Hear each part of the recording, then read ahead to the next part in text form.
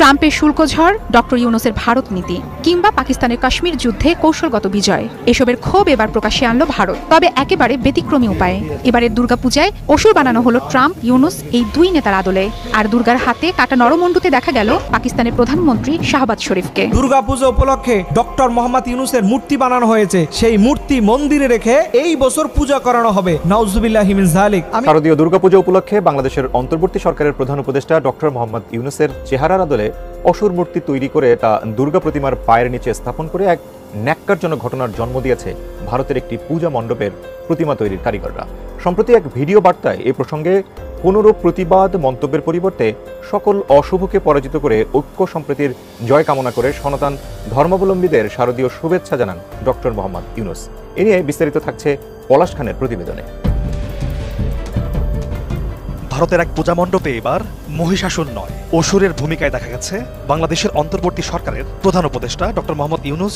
2025 সনের শারদীয় দুর্গাপূজা নিয়ে বাংলাদেশে রীতিমতো লঙ্কা কাণ্ড ঘটে যাচ্ছে,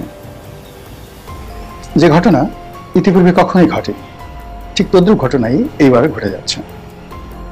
এবং আগামীতে আরো কিছু, অর্থাৎ এই দুর্গাপূজাকে কেন্দ্র করে আরো কিছু ঘটনা কিংবা আরো সাসপেন্স বা আরো অনেক কিছু ঘটার সম্ভাবনা দেখা দিয়েছে। মধ্যেই ডক্টর ইউনূসকে নরেন্দ্র মোদী সহ ইন্ডিয়া তারা ডক্টর ইউনূসকে প্রভু মানতেছেন এবং তাকে মানে তাদের পূজায় ডক্টর ইউনূসকে এখন খোদা মানতেছে। কারণ হচ্ছে ডক্টর ইউনূসের কাছে তারা এখন পরাস্ত, ডক্টর ইউনূসের ট্যালেন্টের কাছে তারা পরাস্ত।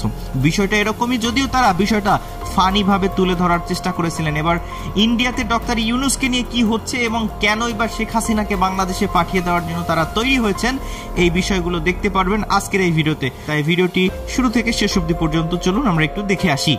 শারদীয় দুর্গাপূজা উপলক্ষে বাংলাদেশের অন্তর্বর্তী সরকারের প্রধান উপদেষ্টা ডক্টর মোহাম্মদ ইউনূসের চেহারার আদলে অসুর মূর্তি তৈরি করে তা দুর্গা প্রতিমার পায়ের নিচে স্থাপন করে এক ন্যাক্কারজনক ঘটনার জন্ম দিয়েছে ভারতের একটি পূজা মণ্ডপের প্রতিমা তৈরির কারিগররা।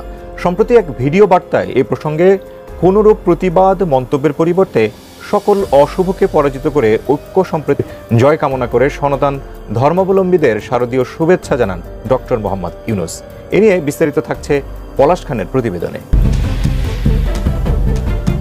ভারতের এক পূজা মণ্ডপে এবার মহিষাসুর নয়, অসুরের ভূমিকায় দেখা গেছে বাংলাদেশের অন্তর্বর্তী সরকারের প্রধান উপদেষ্টা ডক্টর মোহাম্মদ ইউনূস ও পাকিস্তানের প্রধানমন্ত্রী শাহবাজ শরীফকে। পশ্চিমবঙ্গের মুর্শিদাবাদের বহরমপুরের একটি পূজা মণ্ডপে এমন ন্যাক্কারজনক ঘটনার জন্ম দিয়েছেন পূজা মণ্ডপটির আয়োজকরা, যা সম্প্রীতির পরিবর্তে বিভেদ কিংবা ধর্মীয় উস্কানির চরম উদাহরণ হিসেবে দেখছেন অনেকেই।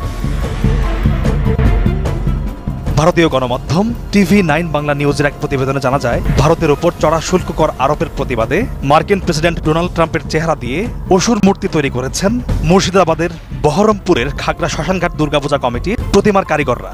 একই এলাকার আরেক পূজা মণ্ডপে দেখা গেছে দুর্গা প্রতিমার পায়ের নিচে ডক্টর মোহাম্মদ ইউনূসের অসুর রূপী মূর্তি এবং দুর্গার হাতে পাকিস্তানের প্রধানমন্ত্রী শাহবাজ শরীফের কাটা মাথা।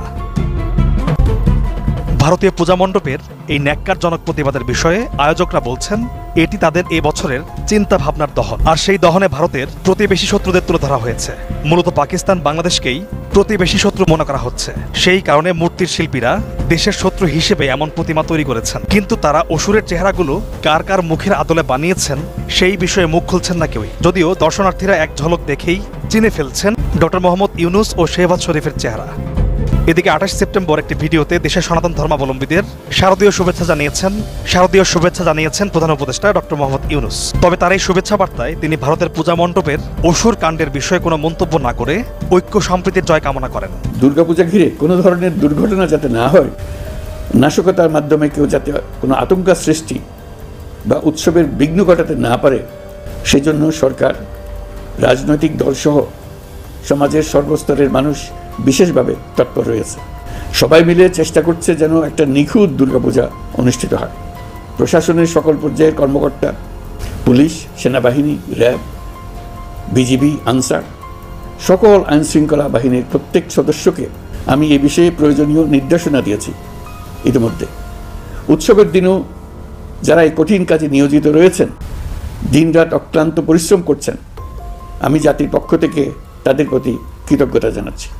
দুর্গাপূজা উপলক্ষে ডক্টর মোহাম্মদ ইউনূসের মূর্তি বানানো হয়েছে, সেই মূর্তি মন্দিরে রেখে এই বছর পূজা করানো হবে। নাউজুবিল্লাহি মিন যালিক। আমি এত কষ্ট পেলাম যে ডক্টর মোহাম্মদ ইউনূসের সাথে মূর্তি বানানোর কি সম্পর্ক আছে, এবং আমি আরো বেশি ব্যথিত হলাম যে কোনো হিন্দু ভাইকে দেখলাম না যে ডক্টর মোহাম্মদ ইউনূসের যে মূর্তি বানানো হয়েছে এইটার ব্যাপারে একটা প্রতিবাদ করতে আমি কোনো হিন্দু ভাইদের দেখলাম না। আসলে এখান থেকে আপনারা কি বুঝাইতে চান যে হিন্দু মুসলমানের মধ্যে যে একটা সম্প্রীতি পুরো এশিয়ার মধ্যে আছে, এটাকে আপনারা বিনষ্ট করতে চান না? আজকে যেখানে ইসলাম ধর্ম সরাসরি নিষেধ করেছে, প্রত্যেকটা মুসলমানদের উপরে ফরজ হয়েছে ইন্না শিরকা লাযুলমুন আযীম, খবরদার খবরদার, এই শিরকের সাথে মুসলমানের কোনো সম্পর্ক নাই। আমরা কখনো তো দেখি না এই ঝামেলাগুলো কোরবানি ঈদে হচ্ছে। কই কোনো হিন্দু ভাইরা তো কোরবানি ঈদে আসেন না, কোরবানি ঈদে তাদের ধর্ম যার যার উৎসব সবার, এই কথা বলতে তো শুনি না। এই কথাটা শুধু শুনি আপনাদের দুর্গাপূজা আসলে। এটা তো চরম অমানবিক কাজ হয়েছে বলে আমি মনে করি। গোটা বিশ্ববাসীর সামনে আমি একটা অভিযোগ দিতে চাই যে হিন্দু ধর্মের কোনো ধর্মীয় গ্রন্থে অন্য মুসলিম ধর্মের নেতার ছবি বানিয়ে তাকে পূজা করতে হবে, এরকম কি কোনো শ্লোক, এরকম কি কোনো বাণী আছে কিনা, এটা আমাকে কেউ একজন জানাবেন। এটার মূল উদ্দেশ্য হচ্ছে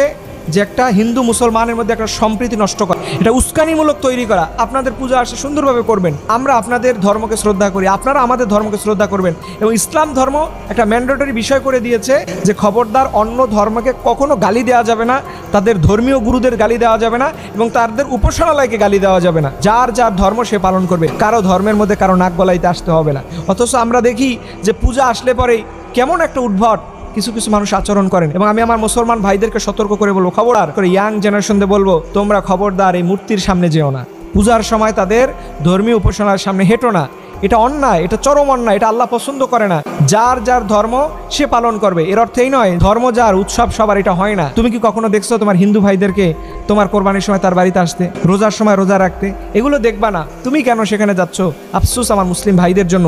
এর জন্য আমি আপনাদেরকে অনুরোধ করে বলবো, এটা ভারতে হোক অথবা বাংলাদেশে হোক, যে কোনো জায়গায় ঘটনাটা ঘটছে, এটার সঠিক তদন্ত করে হিন্দু পরিষদ বা হিন্দুদের যে নেতারা আছেন, এটার সঠিক তদন্ত করে এটার বিরুদ্ধে একটা প্রতিবাদ করবেন এবং এটার একটা ব্যবস্থা নেবেন, যাতে করে অমানবিক কাজ এবং যেটা সমাজের সম্প্রীতি নষ্ট করে এই জাতীয় কোনো কাজ যেন আমাদের কারো মাধ্যমে না হয়। এটা হিন্দু হোক, সেটা মুসলিম হোক, কারো মাধ্যমে যেন না হয়, এটার ব্যাপারে আমাদেরকে সতর্ক থাকা উচিত। এর জন্য আসুন আমরা আল্লাহর কাছে দোয়া করি, হে রব, বিশেষভাবে আপনি আমাদের এই ভারতীয় উপমহাদেশের মধ্যে হিন্দু মুসলিমরা কাঁধে কাঁধ মিলিয়ে বছরকে বছর, যুগের পর যুগ, শতাব্দীর পর শতাব্দী তারা কাটিয়ে যাচ্ছে, এই সম্প্রীতিটা যেন সারা জীবন তাদের মধ্যে থাকে। আল্লাহ রাব্বুল আলামিন যেন আমাদের সবাইকে পরিপূর্ণভাবে ইসলামের জন্য কবুল করে। সবাই বলো না আমিন। নরেন্দ্র মোদী সহ ইন্ডিয়া তারা ডক্টর ইউনূসকে প্রভু মানতেছেন এবং তাকে তাদের পূজায় ডক্টর ইউনূসকেই এখন খোদা মানতেছে। কারণ হচ্ছে ডক্টর ইউনূসের কাছে তারা এখন পরাস্ত, ডক্টর ইউনূসের ট্যালেন্টের কাছে তারা পরাস্ত।